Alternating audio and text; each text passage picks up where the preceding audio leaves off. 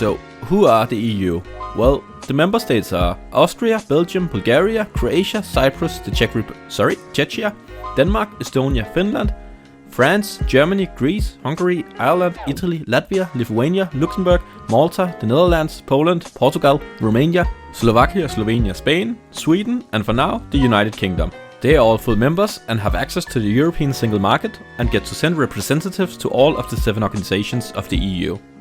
Iceland, Liechtenstein and Norway thought the EU sounded cool and wanted to be part of the free trade. But they were not really ready to commit entirely, so instead they formed the European Economic Area with the EU, where most of the EU's rules apply, but a few, such as those about farming and fishing, doesn't. All the EU members are in the EEA, well, except Croatia, who's still not let in.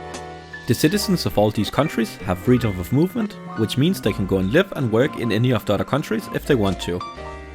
Iceland, Liechtenstein and Norway, along with Switzerland, are all in the European Free Trade Association, where all are part of the European single market. The EEA countries and Switzerland also decided that borders were annoying and unnecessary, and removed the border checks between each other when they formed the Schengen area.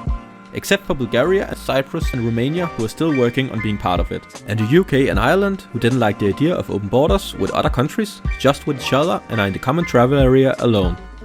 But I guess they have some history together. The EU decided that exchange rates and different currencies also were annoying and unnecessary and made the euro, which most use, except for the UK and Denmark, who were allowed to keep their own currencies, even though the Danish kroner is pegged to the euro. Bulgaria, Croatia, Czechia, Hungary, Poland, Romania and Sweden also still retain their own currencies for now, but are required to switch to the euro once they reach certain economic targets. There isn't really any deadline for this transition, so if the countries want to keep their own currency, they can just keep missing these targets on purpose. San Marino, Andorra, Monaco and the Vatican City are all tiny and non-EU members, but still have a monetary agreement with the European Union, which let them use and print their own euros. Kosovo and Montenegro also thought euros were cool and started using them, but without an agreement. The EU has voiced a bit of concern a few times, but nothing has really happened. The Micronations are all part of the European Union Custom Union with all the EU members. Turkey is also part of this. Of course, some EU members have closer relations than others and have organized them in different groups.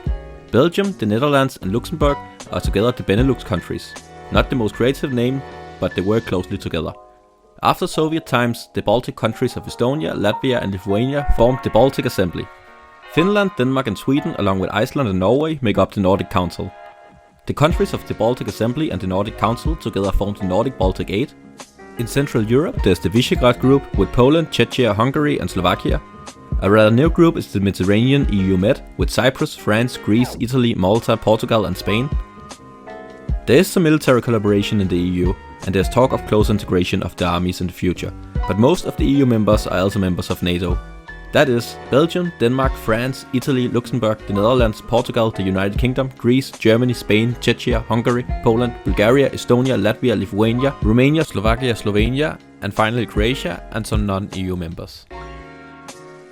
Some less interesting organizations we will not bother to discuss here are the UN and the Council of Europe, since all the EU countries are also members in these, but again, so is all the countries with any significant recognition of Europe, except Kosovo and Vatican City, and Belarus, since they insist on keeping the death penalty.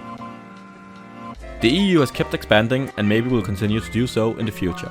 Right now, the EU calls 6 countries for candidates for future enlargement: Albania, Montenegro, North Macedonia, Serbia, Bosnia-Herzegovina and Turkey.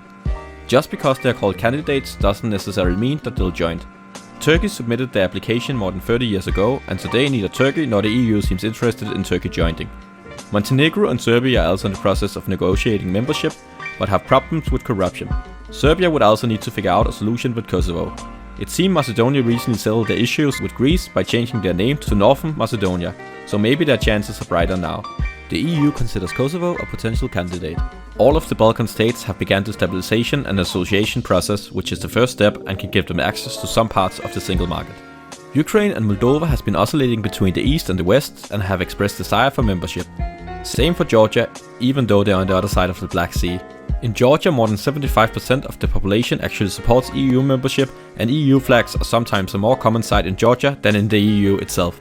All 3 are so-called deep and comprehensive free trade areas with the EU, where they have access to selected sectors of the European single market, but not all.